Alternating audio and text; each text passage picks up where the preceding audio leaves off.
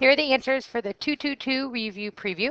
So problem 107 says use the point HK to help you write a possible equation for the graph shown below. So we don't know if anything was stretched or shrink, so we can add numbers in front if we want to, but we don't have to. So for A, the vertex is 2, 3, and is a quadratic. So I wrote y equals x minus 2 to the second power plus 3 would be one possible equation. So for B, it's a cubic equation. So again, I'm going to write y equals, my vertex is 2, 3, x minus 2, but instead of squared, it's going to be cubed plus 3. So for C, one it flipped over, and I can tell that it's a little compressed. So you can put a number in front of it. If you didn't, I still give you credit. But you had to put that it was negative. So I said it was negative 2 x plus 6 to the second power, because it's just moved along the x-axis. It's not shifted up or down, so I can put plus 0, but I don't have to. And if you just put the negative there, that would be fine too. So for problem 108, it says find the domain and range of the ones above. So the domain for A was all real, but the range has to be greater than 2. So y is greater than or equal to, 3, because it's all above the 3. So for B, the domain and range are all reals. For C, the domain is all reals, but the range is y is less than or equal to 0. Problem number 209, for each of the following equations, describe how D transforms the parent graph. So in Y, D is in front of X, so it's a compression or stretch.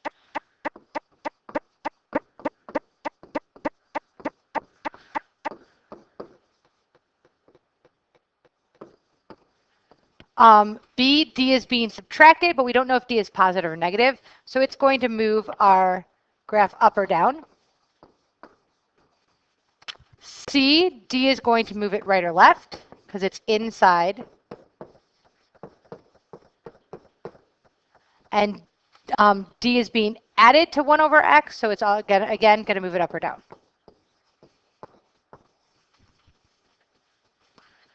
Okay. Problem 110. Find the equation of the exponential function that passes through each pair of points. So remember, to do these problems, the first thing we're going to do is put them both in the exponential formula and then divide to help us out. So make sure to use the one with the biggest x value on top. So 5 is the bigger x value, so I'm going to write my equation. Remember, it's y equals ab to the x. So I'm going to write 0.0125 times, okay, so it's 0.0125 equals ab to the 5 divided by 0.05 equal to ab to the 3. So then I just divide.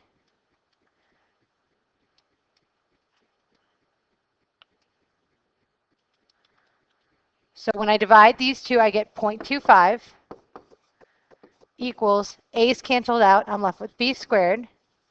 So I take the square root of 0.25 and I get 0.5.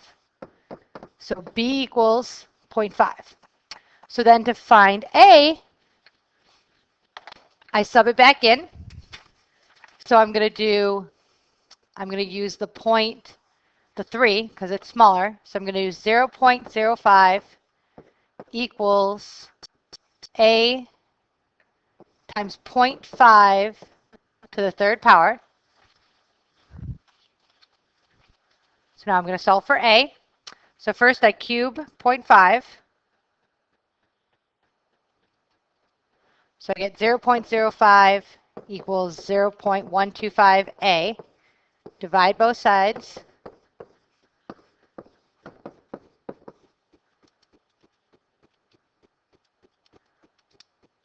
And I get 0.4 equals a. So the last step, I plug it back in. So I'm going to get y equals A is 0.4 times B is 0.5 to the x. That's my equation. So for the second one, I'm going to do the same process. Again, make sure that I put the 4 on top. So I'm going to get 128 equals a b to the fourth divided by 16 equals ab to the first. So I do 128 divided by 16. It's 8. A's canceled. I get b to the third. So the cube root of 8 is going to be 2. So b equals 2. So then I'm going to plug it back in. So I'm going to use the 1 and the 16. So 16 is going to be equal to a times 2 to the first power. So I get 16 equals 2a, which is going to give me 8. So then I plug both back in. So I'm going to get y equals 8 times 2 to the x. Problem number 111, rewrite each of the following expressions so that your answers have no negatives or fractional exponents. So in the first one, this is the square root of 4 over 5 to the second power, because that brings it in the denominator. So I end up with 2 over 25. For B, I like to move things around first, so I'm going to move the z down and the xy up.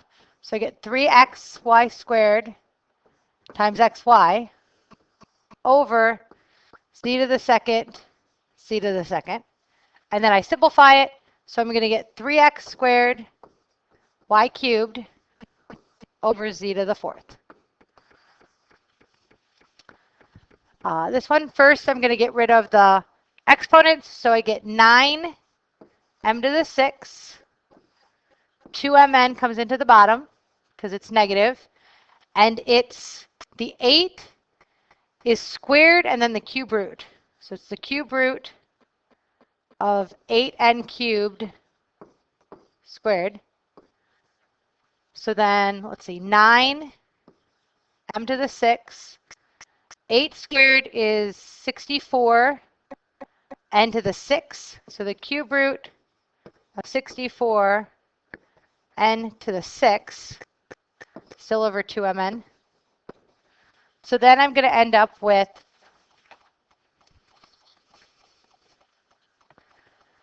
the cube root of 64 is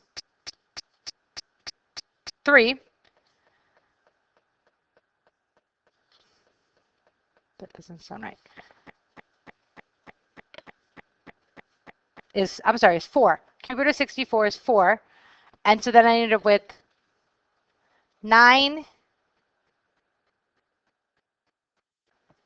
Oh, okay. So this isn't a 9. It's a 27. Because it's 3 times 3 times 3. I squared it instead of cubed it. It's 27. So the cube root of 64 is going to be 4. And the cube root of n to the 6 is going to be n to the third. I'm sorry, n to the second. N to the second. So now we're going to end up with 27 m to the 6, 4 n to the second, still over 2mn. So I'm going to get 54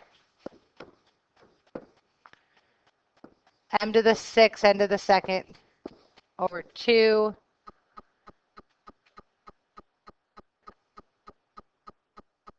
they canceled out with the 2 over m to the n. These cancel, and my final answer is 54 m to the 5th n. All right. So the last one is the cube root of that whole entire thing.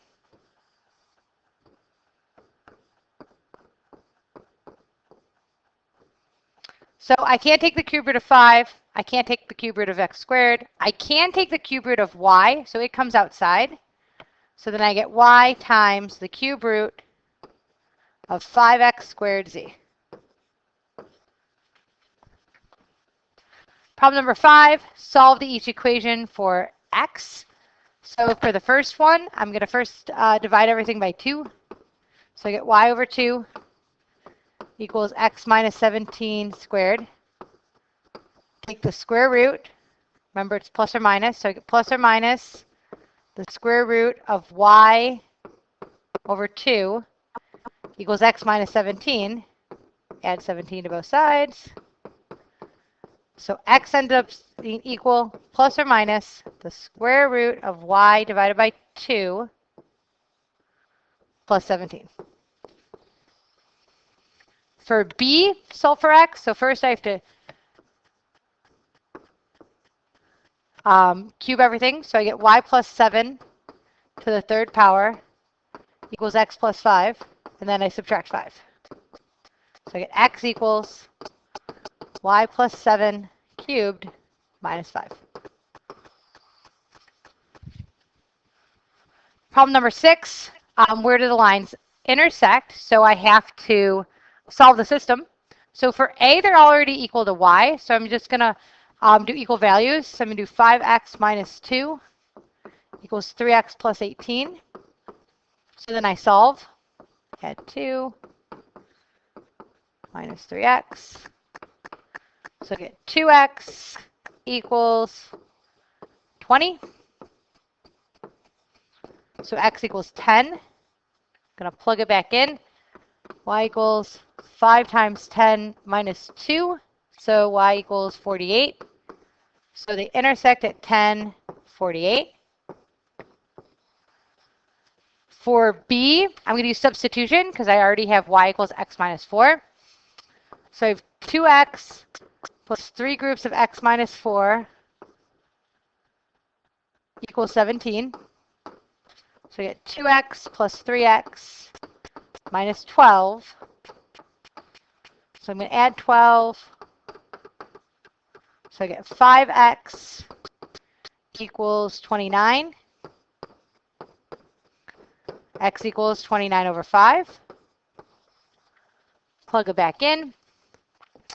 Y equals 29 over 5 minus 4. So I'm going to make it 20 over 5, which is 9/5. So then my ordered pair is 29/5 and 9/5. That's my solution. Problem number 7, or I'm sorry, 112. So you're supposed to make a table of this situation. So I made all my months by ones first.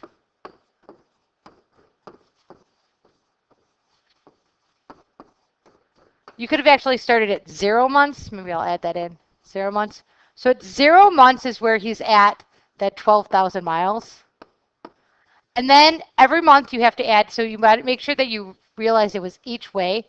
You had to add 3,000 to it. And then sometimes you also added an extra 950 both ways, which is 1,900 to it. So for month 1, which is January, he'd have 15,000. For month 2, he'd have 18,000 because I added 3,000 again. And then 3, he had 22,900. For 4, he had 25,900. And for 5, he had 28,900. So then in month 6, we added on the 3,000 and the rest of it, but we also took away because he spent 25,000. So we have to subtract 25,000. So that's where we're going to get 8,800. And then we started carrying it again. So 11,800, 14,800, 19,700, 22,700, 25,700, and then he took away 25,000 again, so 5,600. That's how much he had at month 12. So then he asked us to graph it, and it's a step graph. So I'm just going to graph a couple of them. So this is where 5,000 would be. So in 10,000, 15,000. Okay, so at the beginning he had 15,000. So at month 1, he was at 15,000. So that would go to, say this was month 2, we use an open circle. At month 2, it was 18,000, which if this is, would be about here. And then we do a step, and you're going to go there, and then it's just going to come back up and down. Okay. Part B, what was the highest number of miles he had his account during this year? And the highest number was 28,900, and it was in May, or month 5. How many miles did he have in his account at the beginning of this year? So at the beginning of this coming year, he would have 5,600. And then if Tino continues the same pattern of flying, will he have enough miles to go on his usual occasions? No, because last year he started at 12,000 and he barely had enough. So the answer is no. He will have less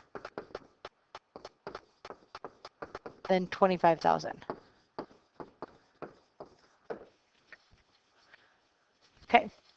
Problem number 115, write it in the simplest radical form. So I want to figure out what their perfect squares are. So 75 I know is 25 and 3. And 27 is 9 and 3. So 25 the square root is 5. So we get 5 the square root of 3 plus 3 the square root of 3. So that I add them together and I get 8 the square root of 3. For B, this is like a 1, so it's just 3 the square root of x. For C, I'm squaring a square root, so I just get 12. And for B, I square them separately, so 3 squared is 9. The square root of 12 squared is 12, and 9 times 12 is 108.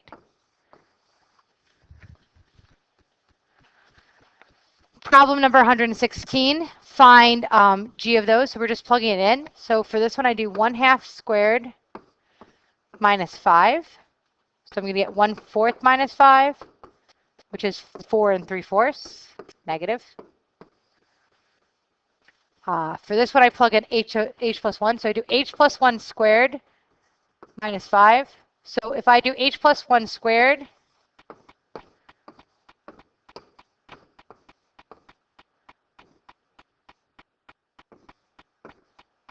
I'm going to get h squared plus 2h plus 1 minus 5. So I end up with h squared plus 2h minus 4. Problem number 117, I want to graph them on the same set of axes.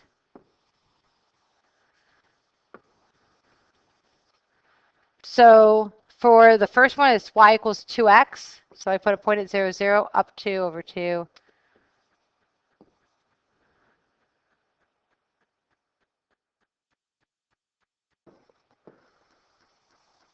So it's going to look like that. And then for negative 1/2 plus 6, right, 1, 2, 3, 4, 5, 6. And then it's down 1 over 2.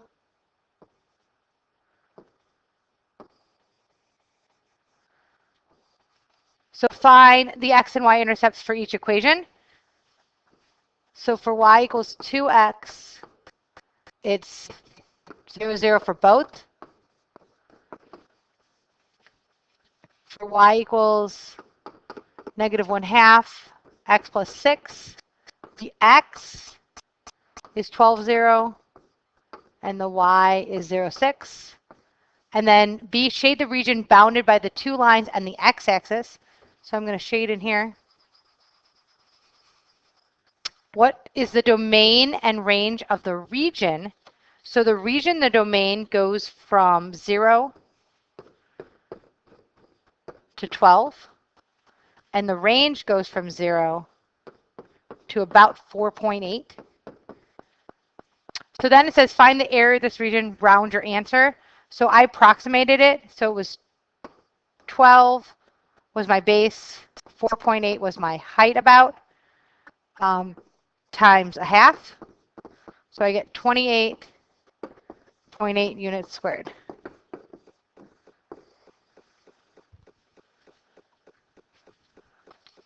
Problem number 118. The graph of y squared is shown as a dashed curved at the right. Estimate the equations of the 2 other parabolas. So this one, I said it compressed, so I multiplied it by 2. It could be 3. It could be a couple of things. We're estimating. So I did it by 2. So I did it y equals 2. And then it moved, the vertex is 5, 2. So it's x minus 5 plus 2. So for the second one, it stretched out a little bit, so I multiplied it by a half, and it flipped over. So it'd be y equals negative 1/2 x minus 5 squared plus 2. Problem 14, find the x and y intercepts of y equals x squared plus 2x minus 80, then sketch the graph. So I factored it. So I got x plus 10, x minus 8. So my x-intercepts are negative 10, 0, and 8, 0. My y-intercept, if I plug in 0 for x, I get negative 80. So it's 0, negative 80. So then my equation, I then had to go back and find the vertex. So I averaged the intercepts. So I got negative 10 plus 8 divided by 2 is negative 1. So I get negative 1 plus 10, negative 1 minus 8. So I'm going to get 9 times negative 9, or negative 81. So my vertex was negative 1, negative 81. So then my equation was y equals x plus 1 squared minus 81. So instead of sketch the graph, I'm going to count by tens. So 10, 20, 30, 40, 50, 60, 70, 80. So 0, negative 80. So 2, 4, 6, 8, 10. I'll count by twos. 2, 4, 6, 8. Count by twos, going across. Okay, so negative 80, and so negative 81, 1. So 1, negative 81 would be about there. So my graph, a sketch, would kind of look like that. And then the last problem is negative 578, a term in the sequence. So I just plugged it in for the t of n. So I did negative 578 equals negative 5n plus 7. So I got negative 585 equals negative 5n divided by negative 5. I got 117. So the answer is yes. And my justification is my solving my equation.